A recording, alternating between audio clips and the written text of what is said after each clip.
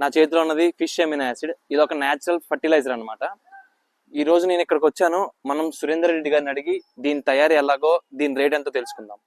ఈ డ్రమ్ లో ఏముంది సార్? ఇది వచ్చేవాడికి ఫిష్ అమినో యాసిడ్. చేప నల్ల బెల్లం ఆవు మూత్రంతో తయారు చేస్తాం. పచ్చి చేపలో నల్ల బెల్లం ఆవు మూత్రం తీసుకొని ముక్కలు ముక్కలుగా కోసేసేస్తాం. పెద్ద చేప అయితే చేతి తీసేస్తాం, చిన్న చేప అయితే మొత్తం తినేసేస్తాం.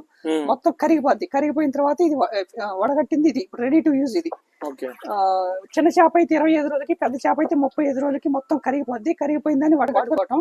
1 లీటర్ నీటికి 3 to 5 ml కలిపి పిచికారీ చేసుకుంటే మొక్కకి ప్రోటీన్స్ అందించింది. పూత పిందె బాగా రావడానికి, వచ్చి నిలబడటానికి కూడా బాగా ఉపయోగపడుతుంది. న్యాచురల్ గా తయారు చేస్తుంది. ఫ్యాటీ యాసిడ్స్, ఒమేగా యాసిడ్స్ అందించింది.